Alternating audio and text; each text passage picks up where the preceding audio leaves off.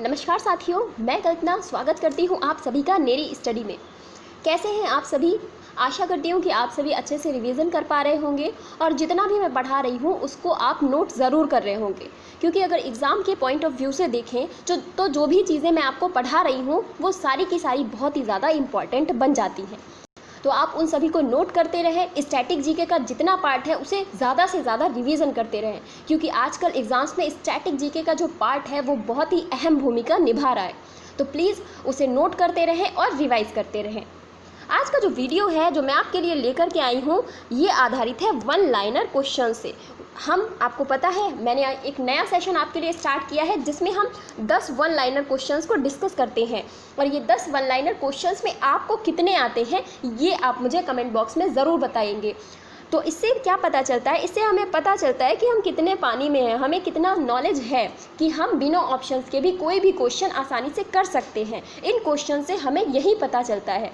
तो ये क्वेश्चंस आपकी नॉलेज तो बढ़ाएंगे ही, साथ साथ में आपका कॉन्फिडेंस लेवल जो होता है उसको भी बढ़ाएंगे कि आपको बिना ऑप्शंस के सीधे उत्तर पता होगा। तो स्टार्ट करते हैं आज का हमारा सेशन। पहला क्वेश्चन क्या कहता है? पहला क्वेश्चन कहता है 1944 में गांधीवादी योजना को किसने प्रतिपादित किया था? हु प्रोपाउंडेड गांधीज्म योजना इन 1944? यहाँ आपसे पूछ रहे हैं कि 1944 का जो समय था उसमें गांधीवादी योजना को किसने प्रतिपादित किया था। तो ये प्रश्न है आपके लिए। जल्दी से मुझे इसका उत्तर सोचकर बताइए कि इसका उत्तर क्या होना चाहिए।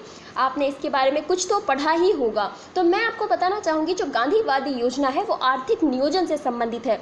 जब भारत में एक आर्थिक योजना बनाने की बात आई उस समय ये गांधीवादी योजना भी हमारे सामने खुल कर आई, और इसका जो एक आप देख सकते हैं कि इसने क्या क्या कार्य किए थे या इसमें क्या क्या बातें लिखी हुई थी। तो उनमें एक विकेंद्रीकरण की बात भी की गई थी। विकेंद्रीकरण मतलब सारी सत्ता एक ही व्यक्ति के हाथ में नहीं होनी चाहिए, तो अलग अलग स्थानों पर अलग अलग आर्थिक नियोजन होना चाहिए, इस तरीके की बात भी इसमें की गई थी। तो अगर हम इसके उत्तर की बात करें तो जो इसका सही उत्तर है वो है श्रीमन नारायण अग्रवाल। श्रीमन नारायण अग्रवाल ये इसका बिल्कुल सही उत्तर हो जाता है। तो जो गांधीवादी योजना है उसका प्रतिपादन श्रीमन नारायण अग्रवाल जी के द्वारा किया गया था। चलते हैं नेक्स्ट क्वेश्चन की तरफ। नेक्स्ट क्वेश्चन कहता है कि संसद में शून्यकाल का समय क्या है? संसद में शून्यकाल का समय क्या है? What is the time period of 0 hour in parliament? What is the time period of 0 hour in parliament? तो ये जो शून्यकाल, ये जो शब्द है ये भारत के द्वारा दिया गया है। शून्यकाल शब्द या ये जो आप कह सकते हैं एक सत्र, ये भारत में ही पहली बार हुआ था, तो भारत को इसका प्रणेता माना जा सकता है। तो आपसे यदि कभी प्रश्न पूछा जाए शून्यकाल किसकी देन है, तो शून्यकाल हमारे प्यारे भारत की देन है। और अगर बात करते हैं इसके टाइम पीरियड की, तो मैं आपको बताना चाहूँगी कि संसद में कई सारे सत्र चलते हैं। आपने नाम सुना होगा, प्रश्नकाल चलता है, शून्यकाल चलता है। तो इस तरीके के सत्र चलते हैं और इनका एक समय निर्धारित होता है कि इस समय से लेकर के इस समय तक प्रश्नकाल चलेगा, उसके बाद जो भी मतलब और भी बहुत सारे सत्र होते हैं उसके बाद वो सत्र चलेगा। तो आपसे पूछा जा रहा है कि शून्यकाल का जो समय होता है वो क्या होता है। तो जल्दी से आप इसका उत्तर सोचकर मुझे बताइए कि संसद में शून्यकाल का समय क्या है। तो इसके आंसर पे हम चलते हैं। तो संसद में शून्यकाल का जो समय है वो दोपहर 12 बजे से अपराह्न 1 बजे तक होता है। दोपहर 12 बजे से 1 बजे तक मतलब लगभग ये 1 घंटा ये जो समय काल है शून्यकाल का ये चलता है। इसमें पहले से निर्धारित कोई प्रश्न नहीं होते हैं, इसमें आप कोई भी प्रश्न पूछ सकते हैं, पहले से निर्धारित नहीं होता है। तो दोपहर 12 बजे से अपराह्न 1 बजे तक ये शून्यकाल का समय माना जाता है। नेक्स्ट क्वेश्चन की तरफ चलते हैं। नेक्स्ट क्वेश्चन है कुशल बकुला रिनपोचे हवाई अड्डा कहाँ स्थित है? और ये प्रश्न यहाँ लाने का मतलब ये बनता है कि ये जो हवाई अड्डा है हाल ही में चर्चा का विषय रहा था। तो ये चर्चा का विषय क्यों रहा वो भी मैं आपको बताऊंगी, पर आपको उससे पहले बताना है कि where is the Kushal Bakula Rinpoche airport situated? Where is Kushal Bakula Rinpoche airport situated? ये आपको प्रश्न बताना है कि ये हवाई अड्डा कहाँ स्थित है। तो अगर मैं बताना चाहूँ कि ये हाल ही में चर्चा में इसलिए रहा था क्योंकि इस हवाई अड्डे को अब कौन देखेगा, इसका जो कार्यभार है अब CISF अब इसका जो कार्यभार है वो संभालेगी, और ये हवाई अड्डा स्थित है। तो इसका सही उत्तर है लद्दाख का ये हवाई अड्डा है। लद्दाख में ये हवाई अड्डा सिचुएटेड है या स्थित है। और लद्दाख की अगर हम बात करें तो 31 अक्टूबर 31 अक्टूबर 2019 से लद्दाख क्या बन गया है, एक संघ शासित प्रदेश बन गया है, भारत का यूनियन टेरिटरी बन गया है। जम्मू कश्मीर से अलग करके लद्दाख को यूनियन टेरिटरी बनाया गया था, तो लद्दाख में ये हवाई अड्डा स्थित है। नेक्स्ट क्वेश्चन की हम बात करते हैं, और इसको अलग करने का कारण पता है क्या था, क्योंकि जम्मू कश्मीर की जो जनता थी, वहाँ की जनता और लद्दाख की जनता दोनों ही वहाँ के मतलब धर्म अलग थे, कम्युनिटी अलग थी, और एक बहुत बड़ा क्षेत्र था। तो लद्दाख का जो क्षेत्र था उसका विकास नहीं हो पा रहा था, ऐसे में उसे अलग कर दिया गया ताकि वहाँ की जो धर्म है वो अलग रहे, और यहाँ मुस्लिम धर्म था जम्मू कश्मीर में देखा जाए, और लद्दाख में बुद्धिज़्म को जो सपोर्ट करने वाले लोग होते हैं वो रहते हैं। तो ऐसे में उन्हें अलग कर दिया गया ताकि वो सभी अपनी अपनी संस्कृति को बचाकर रख सकें। आगे हम बात करेंगे। नेक्स्ट क्वेश्चन कहता है कि मीनाक्षी अम्मन मंदिर किस राज्य में स्थित है। मीनाक्षी अम्मन मंदिर किस राज्य में स्थित है, नेक्स्ट क्वेश्चन है हमारा। तो आपको पता होना चाहिए कि ये मंदिर भी अभी हाल ही में चर्चा का विषय बना था।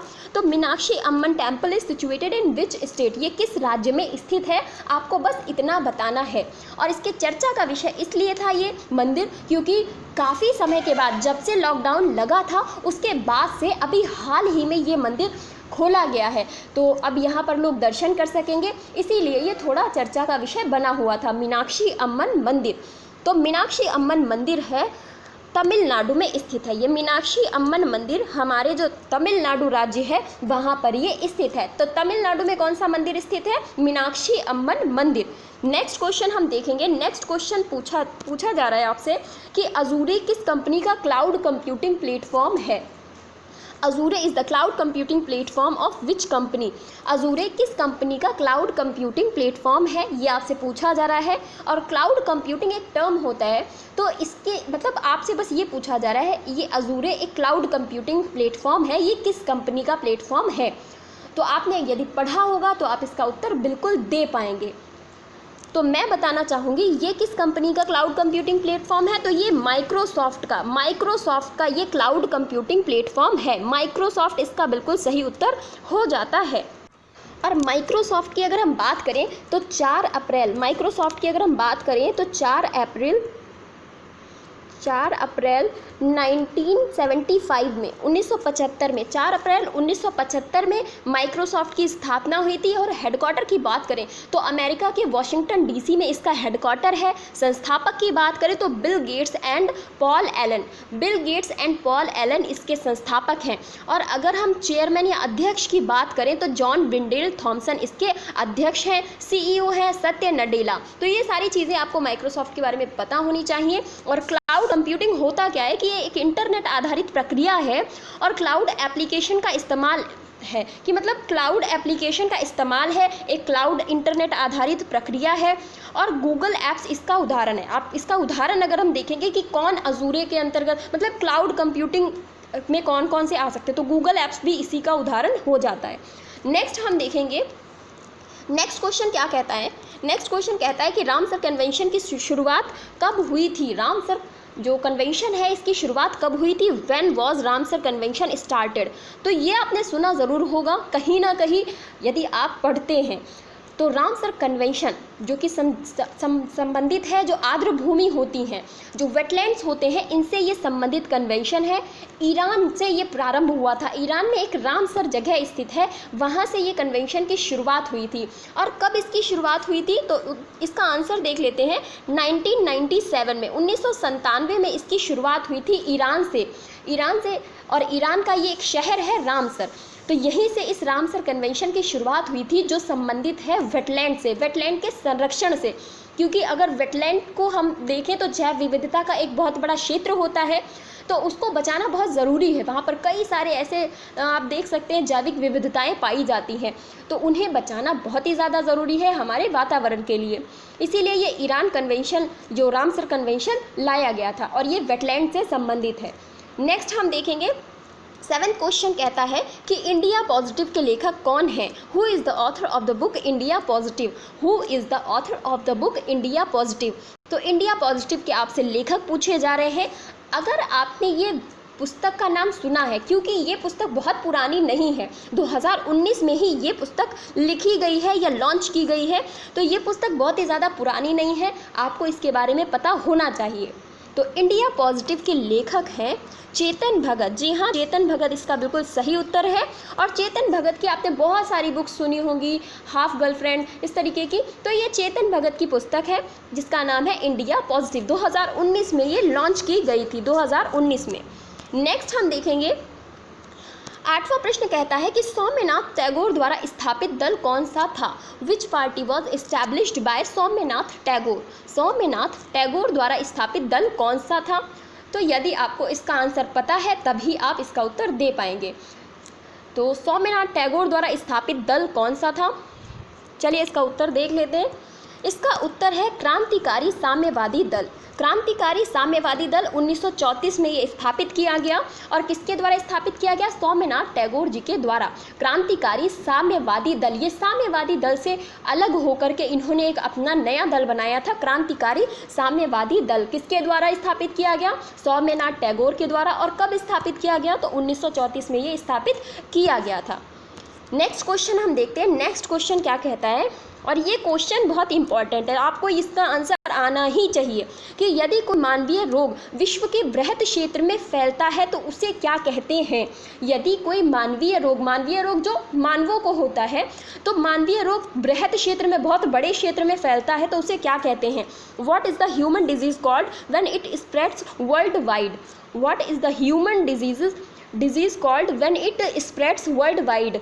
तो इसका आंसर क्या होगा? अब जैसे आप इसके उदाहरण में कोविड-19 को रख सकते हैं, कोरोना वायरस को, कोविड-19 को, कि ये भी कहाँ किस लेवल पर फैला हुआ है? तो ये वर्ल्ड वाइड लेवल पर फैला हुआ है। बहुत सारे देशों में बहुत सारे लोग इससे परेशान हो चुके हैं, तो ये वर्ल्ड लेवल पर फैला हुआ है। तो आप खुद सोचने की कोशिश करिए कि हम इसको और क्या बोलते हैं। तो हिंदी में अगर मैं बात करूँ तो इसको महामारी कहा जाता है।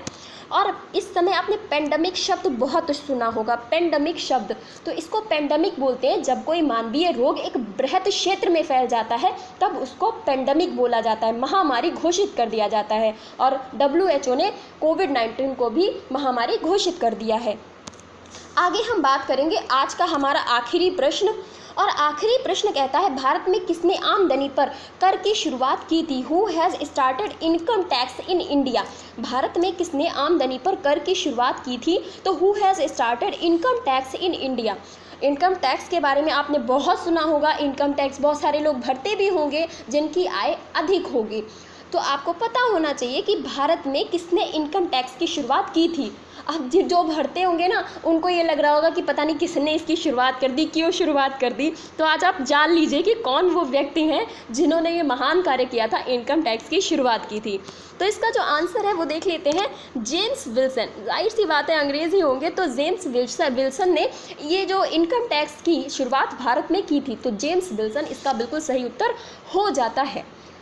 सेशन कैसा लगा प्लीज़ मुझे ज़रूर बताइएगा कमेंट बॉक्स में, और आपकी इसके बारे में कोई राय हो तो प्लीज़ मुझे ज़रूर दीजिएगा। तो आज का ये सेशन यहाँ पर समाप्त होता है। Thank you so much.